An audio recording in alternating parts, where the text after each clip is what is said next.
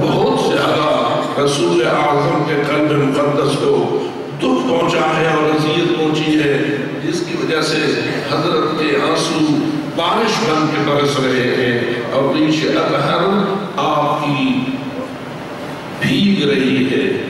پوچھنے والے نے ما یبکیک یا رسول اللہ، یا رسول اللہ آپ کو کون سی چیز رلا رہی ہے؟ اب واضح ہے کہ وہاں سامنے تو کوئی ایسا منظر نہ تھا، کوئی ایسی چیز نہ تھی جس کو دیکھ کر سمجھ آ جائے کہ رسول کیوں رو رہے ہیں، اس لیے سائل کو پوچھنا پڑا ما یبکیک یا رسول اللہ، یا رسول اللہ آپ کو کیا چیز رلا رہی ہے؟ تو اس وقت روایت کہتی ہے حضرت نے نگاہ اٹھائی تو سامنے بیٹی زہرا نظر آئی، حضرت نے نگاہ بلند کی تو فاطمہ زہرا پہ نظر پڑی تو مولا رسول اکرم نے فرمایا مجھے وہ مسائب بھی رلا رہے ہیں جو میری وفات کے بعد میری اس بیٹی پہ آتے رہے ہیں، میں ان مسائب کو یاد کر کے رو رہا ہوں، میں ان تکلیفوں کو یاد کر کے رو رہا ہوں۔ یہیں سے استنباط کیا جا سکتا ہے کہ بی بی کے مسائب کی یاد میں رونا سنت رسول ہے۔ بی بی کے مسائب کی یاد میں رونا، اتنا رونا کہ آنسو رونے والے کی ریش کو تر کرتے ہیں، یہ سنت پیغمبر ہے اور اس میں انسان کو کسی قسم کے شک کرنے کی ضرورت نہیں ہے۔ اور پھر حضرت کی زبان سے یہ جملے بھی برآمد ہوئے میں رو رہا ہوں اپنی اس بیٹی کے ان غموں کو یاد کر کے جو میرے بعد اس میں آئیں گے، لیکن منظر یہ ہوگا کہ میری بیٹی فریاد کر کے کہے گی واہ ابدا، واہ ابدا، ہائے میرے بابا، ہائے میرے بابا۔ وہ فریادیں کرے گی لیکن اسے کوئی فریاد رس نہ ملے گا، اس کی فریادیں بلند ہوگی اور کوئی اس کی فریاد کو نہ پہنچے گا۔ میں کہتا ہوں اللہ جانے یا علی اس وقت آپ کا کیا منظر ہوگا جب آپ بی بی طاہرہ کو رات کی تاریکی میں ایک سواری پہ سوار کر کے کبھی اس سردار کے دروازے پہ جاتے تھے، کبھی اس سردار کے دروازے پہ جاتے تھے، مسلسل 40 راتوں تک رسول کی بیٹی کبھی اس دروازے پہ کبھی اس دروازے پہ۔ ہم لٹ گئے، ہمیں لوٹ لیا گیا ہے، میں تجھ سے اللہ کے رسول کے نام پر مدد کی طرف گار ہوں۔ کبھی کہتی تھی تو نے میرے بابا کی بیعت کی تھی، تو نے میرے بابا کو کہا تھا، میں اسی حوالے سے تجھ سے مدد کی طرف گار ہوں۔ لیکن روایت کہتی ہے جب ایک انصار کے سردار نے پوچھا اے بنت رسول کیا کسی نے تجھے مدد کے جواب میں مثبت جواب بھی دیا ہے، کسی نے مثبت جواب بھی دیا ہے؟ تو بی بی نے جواب میں کہا لم یجبنی احد، مجھے کسی نے بھی مثبت جواب نہیں دیا، مجھے کسی نے بھی مدد کرنے کے لیے مثبت جواب نہیں دیا، کسی نے مدد کے لیے نہیں کہا۔ اس وقت میں پوچھتا ہوں بتا زہرا کے جگر پہ کیا حال ہونا چاہیے، دختر پیغمبر کے اوپر کیا برس جانی چاہیے؟ اور یہی وجہ ہے کہ اس نے بھی کہا جب کسی نے تیری مدد نہیں کی تو میں آپ کی مدد کیسے کر سکتا ہوں؟ یعنی میرا جواب بھی منفی ہے۔ تو دوستو یہ فریادیں ہیں سیدہ طاہرہ کی، جس کو سید الانبیاء یاد کر کے کہتے ہیں کہ میری بیٹی کہے گی واہ ابدا، لیکن کوئی اس کی فریاد کو نہ پہنچے گا۔ آئیے علماء سے پوچھئے واہ ابدا کی فریاد سید الانبیاء کی سب سے پہلی مرتبہ کب بلند ہوئی؟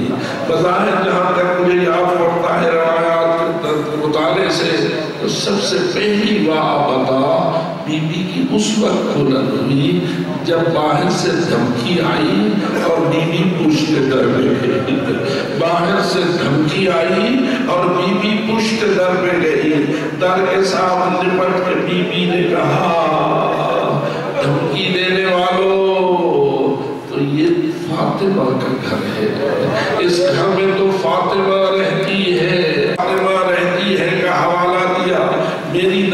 کے مطابق بی بی شاید اشارہ کرتی ہوگی اس گھر میں تو وہ فاطمہ رہتی ہے جس کو رسول کہتے تھے یہ میرا ٹکڑا ہے، جس نے اسے ستایا اس نے مجھے ستایا، جس نے اسے دکھایا اس نے مجھے دکھایا۔ چونکہ رسول اکرم کی حدیثوں میں فاطمہ کے لفظ کے نام کے ساتھ یہ حدیث موجود ہے، بقرۃ منی بھی ہے، سیدۃ النساء العالمین بھی ہے، سیدۃ اہل الجنہ بھی ہے، من آلاها فقد آلانی ومن عظمها فقد عظمنی، یہ ساری روایات بی بی کے نام کے ساتھ موجود ہے۔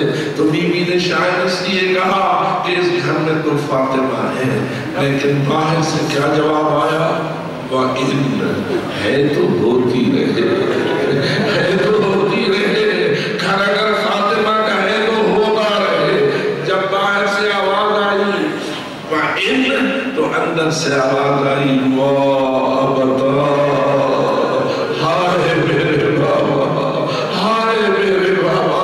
رسول اس کا ابتا کو یاد کرتے تھے، آنسو بہاتے تھے اتنے کہ نیچے اطہر تر بتر ہو جاتی تھی۔ اور میں اتنا کہہ کے بات کو آگے بڑھاؤں گا کہ یہ تھا رسول تو یاد کرتے تھے نا، رسول تو یاد کرتے تھے کہ میری بیٹی فریاد کرے گی اور کوئی فریاد کو نہ پہنچے گا۔ آپ سے پوچھتا ہوں اس فریاد کو دیکھا کس نے؟ اس فریاد کو ان آنکھوں سے کس نے دیکھا؟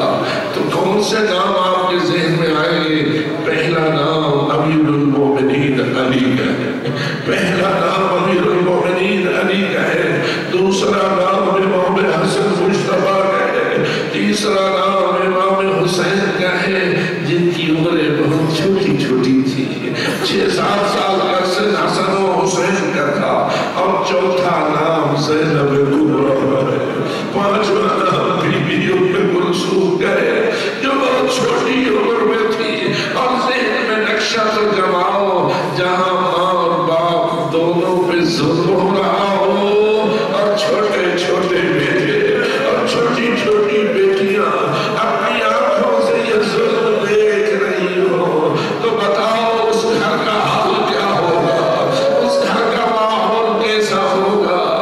تو 4-5 نام تو یہ ہو گئے، چھٹا نام فضہ کا ہے، وہ کنیز زہرا فضہ جس کو بی بی نے کہا تھا فضہ المی رہی وسلتی لا صدرک انہم قتلوا ما فی عشائی، آؤ فضہ مجھے سینے کی ٹیک دو، مجھے سنبھالو، انہوں نے میرے بدن کی امانت کو قتل کر دیا ہے، انہوں نے میرے بدن کی امانت کو قتل کر دیا ہے۔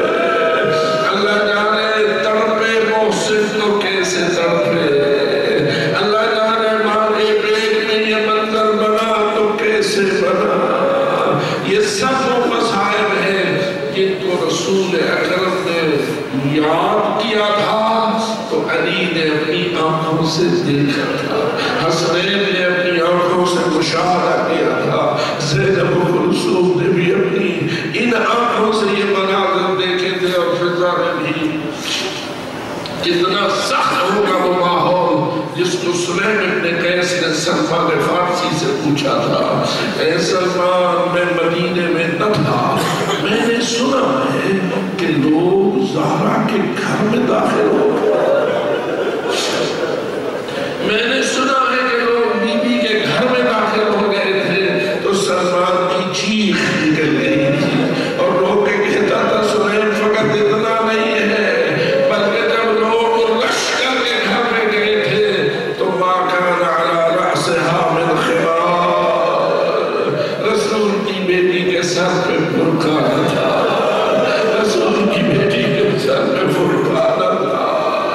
عزیزانو یہ وہ مسائل و آلام ہیں جنہیں سب نے دیکھا، ظالموں نے بھی دیکھا، مظلوموں نے بھی دیکھا، لیکن میں فقط اتنا عرض کر رہا تھا کہ کیا یہ مظلوم کوئی مظلوم نہیں ہے جنہیں اللہ نے کائنات کا سردار بنایا ہے، جنہیں اللہ نے سب سے زیادہ کمالات اور بالخصوص بینات، آیات بینات اور معجزات و کرامات سے نوازا ہے، جنہیں اللہ نے 73 اسماء اعظم میں سے 72 سے نوازا ہے۔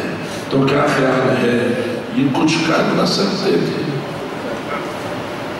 ان مصیبتوں کے دفاع کے لیے اگر اپنی اس قوت اعجاز اور اپنی اس کرامت کو استعمال کرنا چاہتے تو کچھ ہو سکتا تھا یا نہیں ہو سکتا تھا؟ اور یہ سارے سوالات آگے بھی چلتے ہیں اور ان کا جواب ہمیں ضرور سوچنا چاہیے۔ میں یوں بھی کہہ سکتا ہوں اگر حضرت موسیٰ کے عصا کی ضرب سے ایک خشک پتھر سے 12 چشمے ابل سکتے ہیں تو کیا مظلوم حسین کی ٹھوکر سے علی اصغر کے خیمے میں چشمہ نہیں ابل سکتا تھا؟ کیا وہاں پانی نہیں ابل سکتا تھا؟ کیا مولا امام حسین کی انگشت کے اشارے سے کوئی بادل نہیں برس سکتا تھا؟ کیا فرات قدموں میں نہیں آ سکتا تھا؟ یہ سب ممکنات میں سے تھا، لیکن آخری سوال یہی بنتا ہے کہ ان پاک ہستیوں نے اپنی قوت اعجاز سے استفادہ کیوں کی؟ اپنے معجزے سے فائدہ کیوں نہیں اٹھایا؟ اس لیے کہ شیعہ قوم میں یہ سوالات حتماً ہوتے ہیں اور دوسرے بھی اس قسم کے سوالات کرتے ہیں۔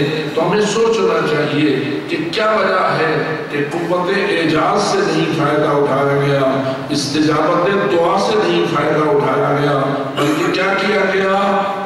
ظلم پہ صبر کیا گیا، ظلم پہ صبر کیا گیا۔ بس سوچنا یہ پڑے گا اعجاز زیادہ مؤثر تھا یا صبر زیادہ مؤثر تھا اپنے اس ہدف کے حصول کے لیے جس کے لیے یہ سارے ظلم برداشت کیے گئے۔ بی بی کا ان مظالم کا مقابلہ کرنا اور ان پہ صبر کرنا، علی حیدر کرار کا بھی ان مسائب پہ صبر کرنا، حسنین شریفین کا بھی ان مسائب پہ صبر کرنا، زینب و کلثوم بیویوں کا بھی ان مسائب پہ صبر کرنا، نہ فقط مدینہ منورہ میں بلکہ کوفے کے بازار میں، شام کے دربار میں، کربلا کے ماحول میں، کیا وہاں صبر نہیں کیا گیا؟ اگر صبر سے استفادہ نہ کیا جاتا اور اپنے کرامات و معجزات و استجابت دعوات اس سے استفادہ کیا جاتا تو کیا ہوتا؟ مصائب سے بچ جاتے، زہرا کی بسلی نہ ٹوٹتی۔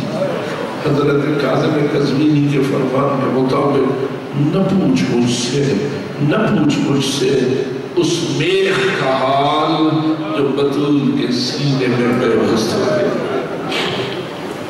یہ سارے مظالم ہیں کہ جن کی تصویر کشی ہمیشہ سے ہو رہی ہے اور آنسو بہہ رہے ہیں اور ظلم سے نفرت ہو رہی ہے، تو ایک جواب سمجھ میں آتا ہے اور وہ یہ کہ شاید ان مصائب سے بچنے کے لیے کسی اور قوت یا استجابت دعا سے فائدہ اٹھانا وہ نتیجہ نہ دیتا جو نتیجہ ان مسائل پر صبر کرنے سے حاصل ہو سکتا تھا، اور وہ صبر مؤثر تھا۔ بلکہ میں یوں کہوں گا ائمہ نے اپنے صبر کے اعجاز سے دین کو بچایا، اپنے معجزۂ صبر سے پیغام حق کی حفاظت فرمائی ہے۔ اور میں یہی کہوں گا، بلکہ اس کو اگر یوں میں عرض کر دوں تو شاید آپ کو زیادہ بہتر سمجھ آئے کہ آپ دروازے کی پشت پر ظاہر حالات کے تناظر میں علی کا جانا زیادہ مناسب تھا یا زہرا؟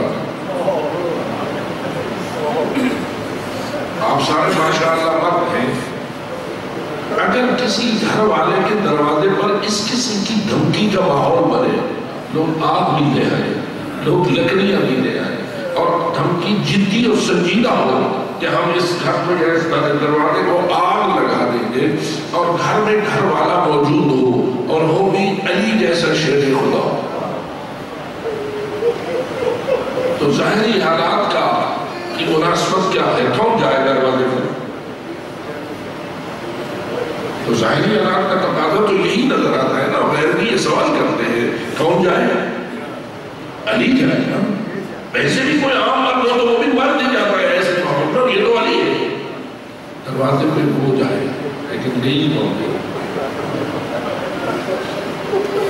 قوم کے لیے جو کائنات کی سردار ہے، جو شرم و حیا میں دنیا کی بہر سیدہ ہے، سیدت و نساء العالمین ہے، سیدت و اہل نساء اہل الجنہ ہے کوئی زہرا کے وزن کے برابر اس کائنات میں؟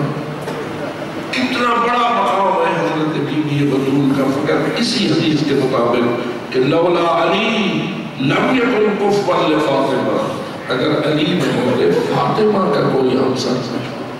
میں اس کو یوں پلٹ کے کہوں گا، علی کی تو بہت ساری شادیاں ہوئی، علی حیدر کرار نے تو بہت ساری بیویوں کو اپنا ہمسر بنایا، معلوم ہوا علی کا ہمسر ہونا اور ہے زہرا کا ہمسر ہونا۔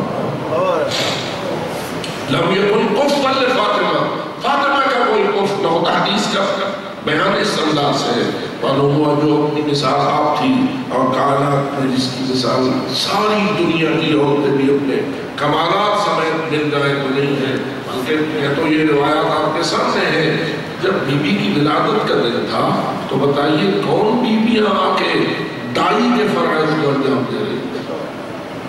حضرت خدیجہ الکبریٰ بیان کرتی ہے کہ میں نے دیکھا 4 لمبے قد والی خواتین آئی ہیں جو بنی ہاشم کی نسل محسوس ہوتی ہیں، اور جب میں نے تعارف چاہا تو ایک نے کہا انا سارہ، میں ابراہیم کی زوجہ سارہ، دوسری نے کہا انا آسیہ، میں فرعون کی زوجہ آسیہ ہوں، تیسری نے کہا انا مریم بنت عمران، میں مادر عیسیٰ حضرت مریم ہوں، اور چوتھی نے کہا انا صفورہ، میں زوجہ حضرت موسیٰ صفورہ ہوں۔ اب آپ اندازہ کیجئے کہ جو کائنات کی سردار عورتیں ہیں، کیا مقام ہے حضرت سارہ کا اور کیا مقام ہے حضرت آسیہ کا، اور پھر کتنا عظیم مقام ہے حضرت مریم کا کہ جسے اللہ نے کائنات میں عصمت سے نوازا ہے۔ وَإِذْ قَالَتِ الْمَلَائِكَةُ يَا مَرْيَمُ إِنَّ اللَّهَ اصْطَفَاكِ وَطَهَّرَكِ وَاصْطَفَاكِ عَلَى نِسَاءِ الْعَالَمِينَ، اور یہی وہ جملہ تھا کہ جب رسول اکرم نے بی بی طاہرہ سے کہا انت سیدۃ نساء العالمین، تو بی بی نے پوچھا بابا قرآن تو یہ نساء العالمین کی سیدہ کا لفظ حضرت مریم کے لیے استعمال کرتا ہے، اور آپ مجھے کہہ رہے ہیں کہ تو سیدۃ نساء العالمین ہے، تو میرے اور مریم میں فرق کیا ہے؟ تو رسول اکرم نے فرمایا کہ اے فاطمہ، مریم اپنے زمانے کی عورتوں کی سردار تھی، تو اولین و آخرین میں کائنات کی سب عورتوں کی سردار، اور سردار سے مراد یہ ہے کہ کمالات میں تیری نسل کوئی نہیں ہے، اللہ کی عطاؤں میں تیرے برابر کوئی نہیں ہے، اور اتنی بلند عظمت خاتون ہے تو ذرا پوچھئے تو صحیح کہ کیوں گئی ہے دروازے؟ جانا کس کو چاہیے تھا؟ مولا علی۔ اب بی بی مولا علی کی مرضی سے گئی ہے بغیر مرضی کے گئی؟ ہم خود اس پہ تبصرہ کریں گا، بی بی علی کی رضا سے گئی ہے یا بغیر رضا کے گئی؟ رضا سے گئی۔ تو میں پوچھتا ہوں، آپ شیعوں سے ہی سوال ہو سکتا ہے کہ علی کیوں راضی ہو گئے؟ کہ علی جانتے نہ تھے کہ کیا ہونے والا ہے؟ کیا مولا علی کو کچھ پتا نہ تھا کہ کیا ہونے والا ہے؟ یا علی کے بارے میں یہ عقیدہ تو نہیں کرتے؟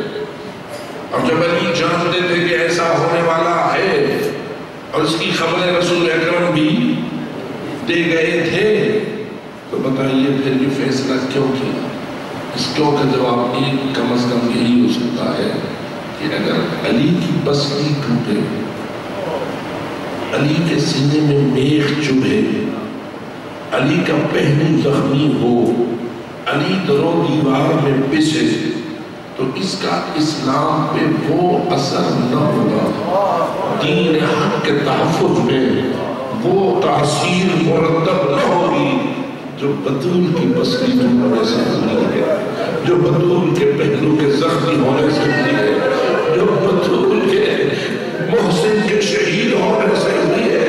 اداکاروں یہی تو بتا ہے کہ 1400 سال سے اسی پہ پردہ ڈالنے کی کوشش کی جا رہی ہے، اسی کو چھپانے کی کوشش کی جا رہی ہے، اسی کو رامی رواج کرنے سے گریز کرتے رہے ہیں، اسی کو بڑے بڑے محدث چھپاتے رہے ہیں، لیکن جتنا چھپایا ہے اتنا معاملہ عیاں ہوتا چلا گیا ہے۔ تو اس لیے عزیزان من معلوم ہوتا ہے اے زہرا تیرا ہم پہ بہت بڑا احسان ہے، اے بطول عذرا تو نے جو دین کی خدمت کی ہے کوئی نہ کر سکا، تو نے مکتب آل محمد میں جو مقام پایا ہے اور دین مصطفیٰ کو جس طرح بچایا ہے کوئی نہ بچا سکا۔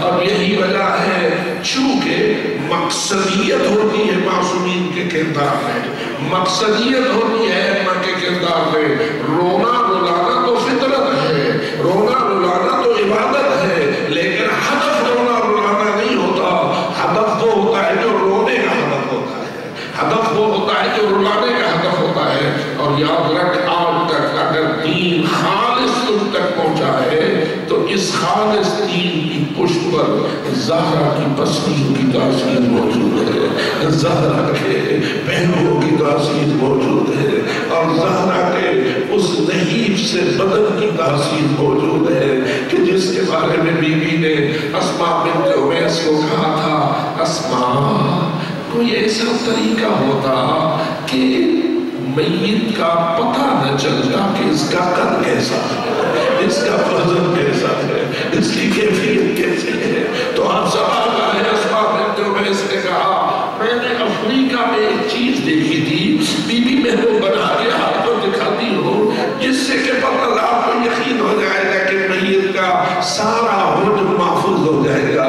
بی بی اسماء نے ایک چارپائی کو لیا، ادھر سے مدینے کی کھجوروں کی چھڑیاں منوائی، چھڑیوں کو باندھا، ایک اس طرح لمبی 2-3 باندھی، پھر ان کو خم دیا اور ان کو سر اور پاؤں کی جانب سے باندھ دیا۔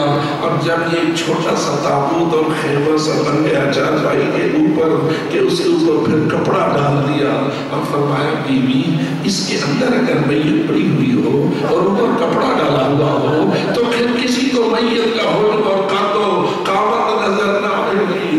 بی بی نے دعائیں دی، اے اسماء بنت عمیس تو نے میرا بندہ بنایا ہے، اللہ تیرا بندہ رکھے، اپنا نافذ کرو۔ کیا ہے بی بی طاہرہ کا مزاج، کیا ہے بی بی طاہرہ کی کیفیت؟ حالانکہ آپ جانتے ہیں کہ بی بی نے مولا علی کو وصیت کی تھی، کیوں نہ یہ جملے بھی عرض کر دیں؟ اب سمجھاتے ہیں میں تو فقط تذکر کے لیے عرض کر رہا ہوں۔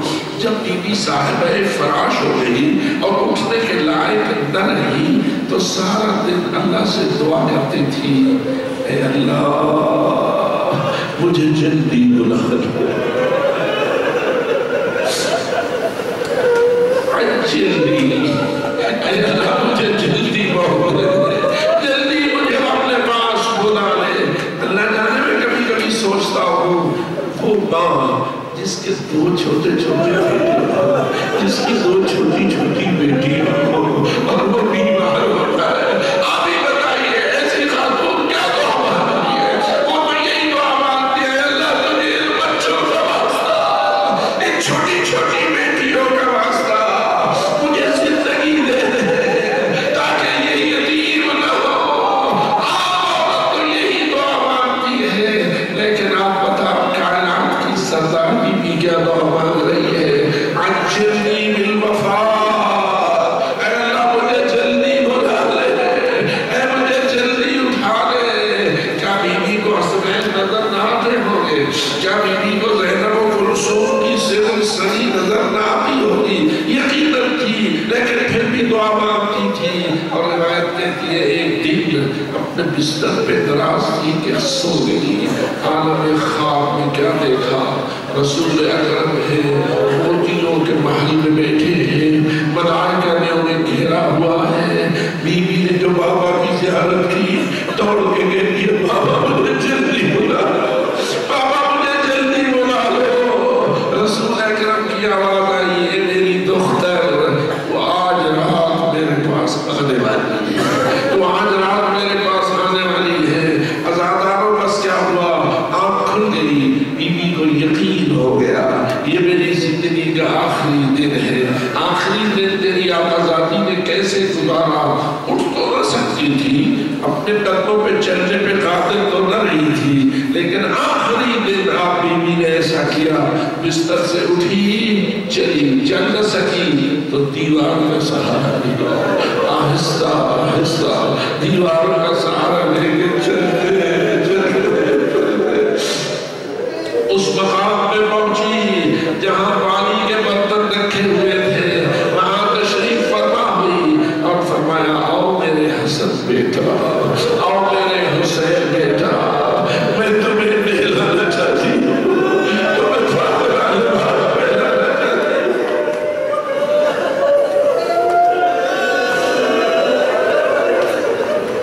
عزادار و آئے حسنین، بیوی نے ان کو نہلایا، لیکن کیسے نہلایا ہوگا؟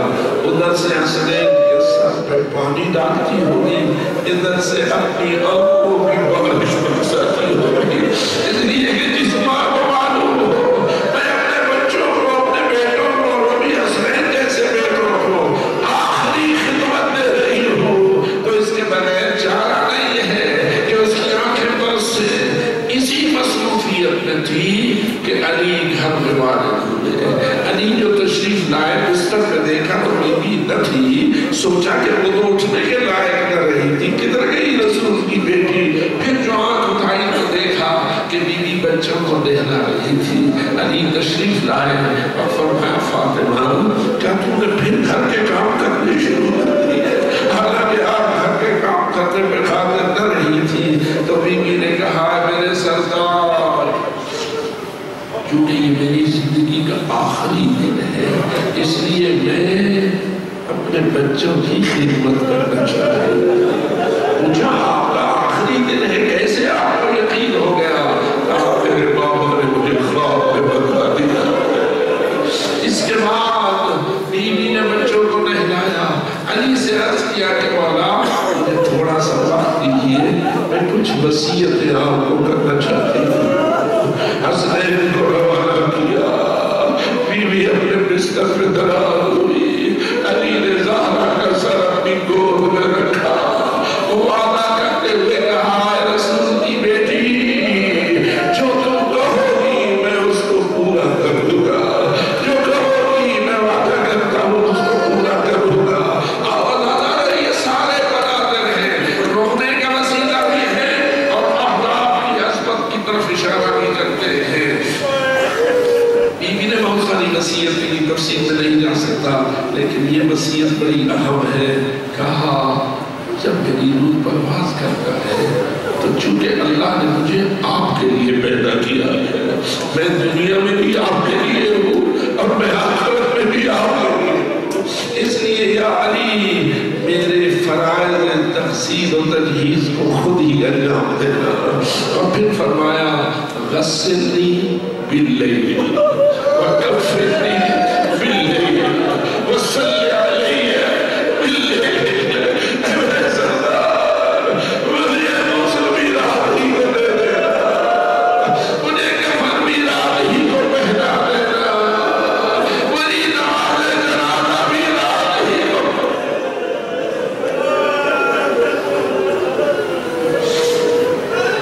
رات ہی کو یہ سارے فرائض انجام دے دینا۔ اور ساتھ یہ جملہ کہا میرے جنازے میں ان لوگوں کو نہ دے دینا جنہوں نے مجھے ستایا ہے، جنہوں نے مجھے دکھایا ہے، جنہوں نے مجھے اذیت پہنچائی ہے، اور آخر میں میری رات کو ہی قبر بنا دینا، دفننی باللیل، مجھے رات کو ہی دفن کر دینا۔ لیکن آخری جملہ یہ تھا جب میری تدفین مکمل ہو جائے تو میری قبر کا نشان، میری قبر کا نشان بھی مٹا دینا۔ قابل غور ہے یہ جملے کہ یہ سارے اقدامات بیوی نے کیوں اس کی وصیت فرمائی؟ اس کی وصیت میں کیا راز ہو سکتا ہے، کیا ہدف ہو سکتا ہے، کیا مقصد ہو سکتا ہے؟ تو میں تو اتنا ہی کہوں گا، بیوی چاہتی تھی کہ قیامت تک میری مظلومیت زندہ رہے اور ظالموں کے خلاف میرا خاموش احتجاج جاری رہے۔ اور یہی احتجاج ہے جو ہمیں آنسوں کی شکل میں نظر آتا ہے، یہ احتجاج ہے جو ہم ماتم کی شکل میں کرتے ہیں، یہ ظلم کے خلاف احتجاج ہے، کیونکہ ظلم کے خلاف احتجاج مظلوم کے حق میں جاتا ہے اور ظالم کے خلاف جاتا ہے۔ مظلوم کا حق کیا ہے؟ دین زندہ رہے، رسول کا آئین زندہ رہے، اس میں جو ملاوٹیں کرنے کی کوشش ہے وہ ناکام ہو جائے اور دین حق اپنے پورے خالص نظام کے ساتھ قیامت تک پہنچے۔ آئیے، یہی کا جملہ نہ تھا جو ثانیہ زہرا نے کہا تھا؟ کیا یہی نہ تھا جو بی بی زینب کبریٰ نے کہا تھا؟ کب؟ جب رسیوں میں بندھی ہوئی تھی، یزید کے سامنے کھڑی ہوئی تھی، قیدی بنائی گئی تھی، بدماشوں کا دربار تھا، مظلوم کا سر یزید کے تخت کی نچلی سیڑھی میں پڑا تھا، وہ شراب کے نشے میں مست تھا، شراب پی رہا تھا اور کیا کیا بکواس کر رہا تھا، لیکن بی بی نے وہاں خطبہ دیا اور اس میں یہی جملہ کہا کہ قیدک وسع سعیک ونوسع جہدک واللہ لا تمحو ذکرنا ولا تمید وحینا۔ اے یزید، جو چالیں چل سکتا ہے چل، جو ظلم کر سکتا ہے کر، تیرے بس میں جتنی جد و جہد ہے تو کر، اپنے مشن کو بڑھانے کے لیے اور اپنے ہدف کو زندہ رکھنے کے لیے تو ظلم ہی کر سکتا ہے، تو کر، لیکن میں بھی اللہ کی قسم کھا کر کہہ رہی ہوں تو دونوں مرحوس منصوبوں میں ناکام رہے گا۔ لا تمحو ذکرنا ولا تمید وحینا، نہ تو ہمارے ذکر کو محو کر سکے گا، نہ میرے نانے کی وحی کو مٹانے میں کامیاب ہو سکے گا۔ یعنی دین بھی زندہ رہے گا اور ذکر آل محمد بھی پائندہ رہے گا۔ کیوں؟ اس لیے کہ ذکر اہل بیت سے دین زندہ ہوتا ہے، ذکر اہل بیت سے جو دین کے خلاف سازش کی گئی ہے وہ بھی روشن رہتی ہے اور دین کو خالص رکھنے کا جو پروگرام ہے وہ بھی طاقتور رہتا ہے۔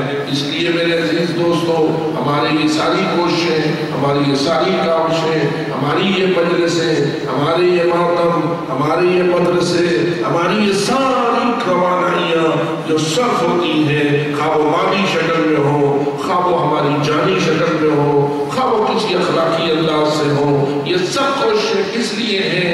لِيَقُومَ النَّاسُ بِالْقِسْطِ، تاکہ نظام عدل قائم ہو، نظام عدل، اور نظام عدل کے قیام سے پہلے نظام عدل کی معرفت چاہیے ہوتی ہے، پہلے اس کا تعارف چاہیے ہوتا ہے۔ الحمدللہ یہ مدارس، یہ مجالس، یہ ماتمداری، یہ عزاداری، یہ سب ہی نظام عدل کے تعارف کے لیے ہے اور اس کی مخالف صورت سے بھی آگاہی کے لیے ہے، یعنی ظلم کا بھی تعارف ہو جائے، عدل کا بھی تعارف ہو جائے، اور پھر اس کے ساتھ ساتھ کوششیں جاری رہیں۔ الحمدللہ العلماء ورثۃ الانبیاء، علماء وارث انبیاء ہوتے ہیں، یعنی جو ذمہ داری اللہ نے انبیاء میں ڈالی ہے یا ائمہ میں ڈالی ہے وہ غیبت کے دور میں علماء میں ڈالی ہے، اور میں یہ سمجھتا ہوں کہ الحمدللہ اللہ نے اس قوم کو ایسے پاکیزہ کردار والے اور مضبوط کردار والے علماء عطا فرمائے ہیں کہ جو اس سلسلے کو رفتہ رفتہ آگے بڑھا رہے ہیں،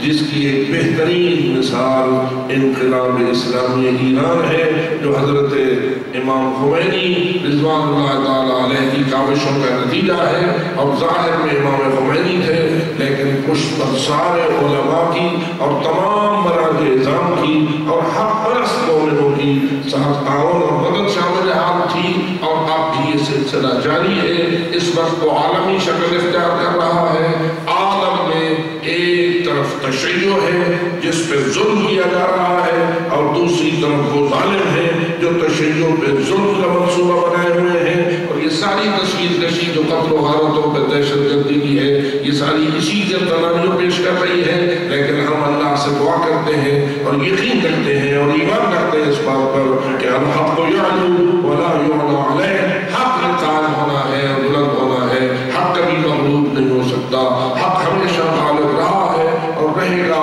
ہاں ظالموں کے پاس ظلم کے ہتھیار ہوتے ہیں، وہ اپنا ظلم ظلم استعمال کرتے ہیں، مظلوموں کے پاس صبر کا ہتھیار ہوتا ہے، وہ صبر کے ساتھ معاملے کو چلاتے ہیں، لیکن ان اللہ مع الصابرین، ان اللہ یحب الصابرین، اور اللہ فرماتا ہے کہ وہی لوگ کامیاب ہیں کہ جو ایک دوسرے کو صبر کرتے ہیں، وتواصوا بالحق وتواصوا بالصبر، یا ایھا الذین آمنوا اصبروا والصابروا ورابطوا، اے مومنو خود بھی صبر کرو، دوسروں کو بھی صبر دلاؤ، ایک دوسرے سے مربوط رہو اور ایک یکجان ہو کے اپنے ہدف کے حصول کی کوشش کرو۔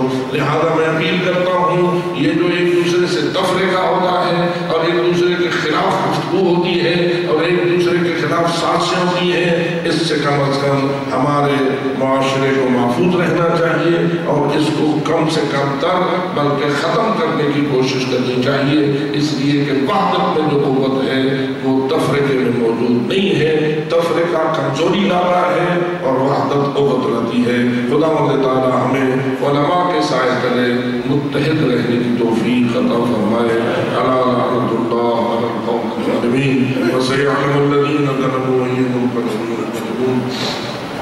مل کر دعا فرمائیے، اللہم بحق محمد المانت المحمود، بحق علی المانت الاعلی، بحق فاطمة وانت فاطر السماوات والارض، بحق الحسن وانت المحسن، وبحق الحسین وانت قدیم الاحسان، وبحق سائر الائمة المعصومین سیما بقیة اللہ فی الارضین، الحجة بن الحسن العسکری المہدی المنتظر، اللہم صل علیہم وعجل فرجہم وسعد مخرجہم۔